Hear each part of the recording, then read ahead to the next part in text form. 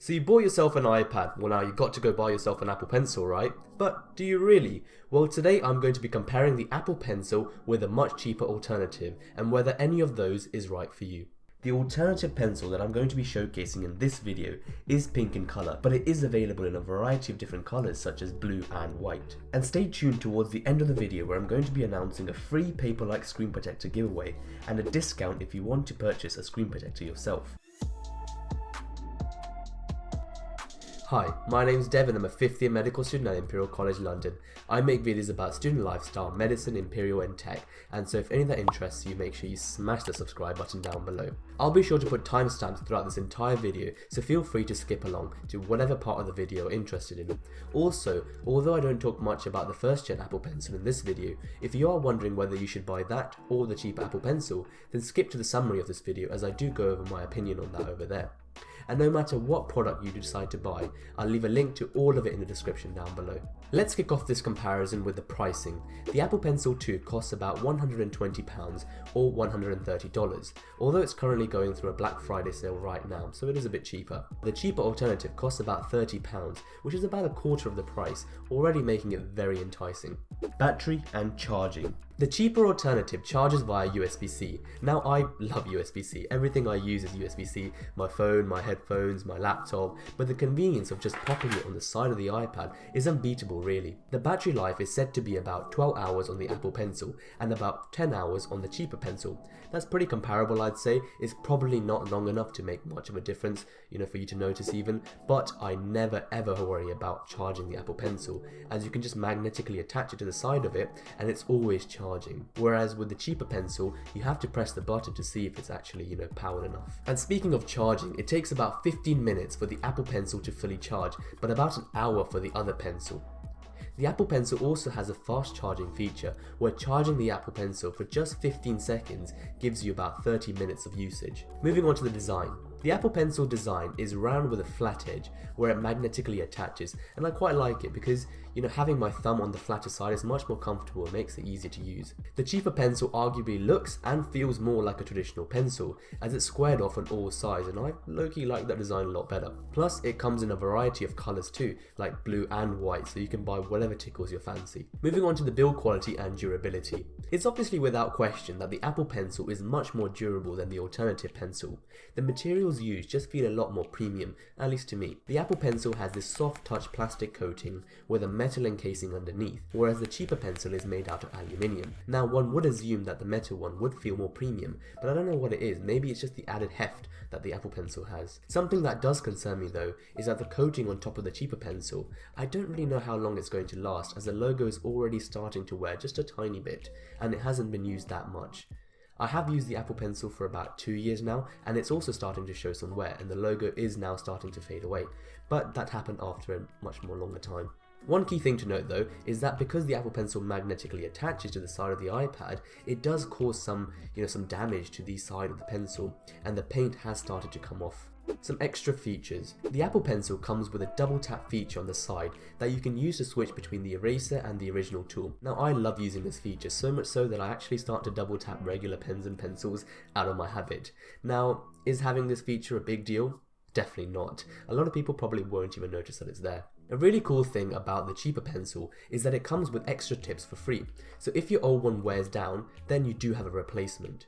The Apple Pencil doesn't, which means you're going to have to buy new ones, and let me tell you, they are a bit spenny. But then again, I have had this iPad and the pencil for over 2 years now, and I still haven't needed a replacement for it, so at least it lasts such a long time that you don't need one. The Apple Pencil also shows you exactly how much battery it has left with a quick glance at your iPad, just by magnetically attaching it or by going to your widgets. The cheaper one doesn't really have that, so you never really know how much battery it has left until you try it and it doesn't work. Also, I want to take a quick moment to let you guys drop a like on the video if you're enjoying it so far. It really helps the channel out. Probably the most important thing now, and that is the writing experience. When holding either of these pencils, they both feel great in the hand, and to be honest, it shouldn't really be a determining factor between the two of them. And on the iPad, I can't really see any input lag with the naked eye, which is perfect. On the screen right now you can see a side by side of me writing in slow motion. It's so negligible even if there is a difference. Although, when talking about the writing experience on the iPad, something that's really enhanced my experience and definitely will no matter what pencil you decide to get, has been the PAPERLIKE screen protector that I've now been using for well over 2 years. PAPERLIKE is basically this matte screen protector that makes writing and drawing on the iPad feel a lot more better and much more natural, unlike that slippery feeling you get when you're writing on glass.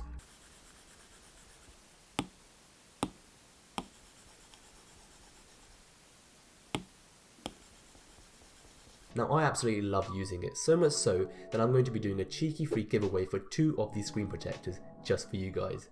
To enter, all you have to do is like the video, subscribe to the channel, go follow my Instagram at dev.gaka, and then let me know in the comment section down below that you've done so. Make sure you check the description down below for all the details, such as when I announce the winners. As it's Black Friday, I managed to secure you guys a special discount for anything you purchase on the entire website. Just make sure you use the link paperlike.com/devifybf21.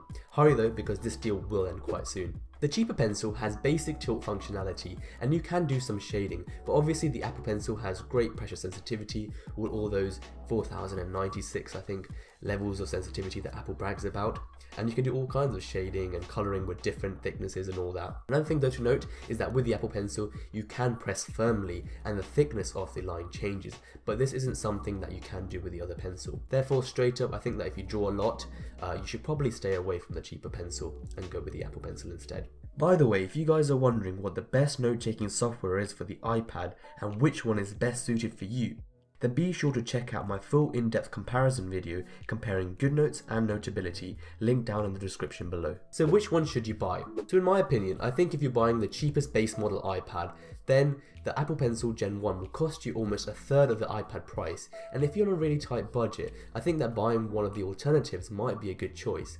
There really isn't that much value that you gain from buying the official Apple Pencil.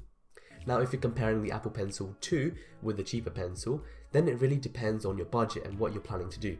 I think if you're on a tight budget and want a basic pen just for writing and making notes, then the cheaper pencil can work really great for that. However, remember that you are buying a more expensive iPad such as the Mini, Air and the Pro, so I think that spending a little bit more for that premium experience is really worth it. Having the pencil always charged, always ready to go is really convenient. I never have to worry about whether the pencil is charged, even if I haven't connected it to the iPad for ages. And in the off chance that the battery is low, popping it on for 15 seconds gives you 30 minutes of usage. Waiting an hour for the pencil to charge is ages, especially when you want to make notes right away. And I also love the fact that the battery percentage of the pencil is always shown, plus the pressure sensitivity levels of the Apple Pencil make it great if you want to draw. And so personally, I think these features alone make it well worth the price. So I hope you guys have found the video useful. Thank you guys for watching. Peace.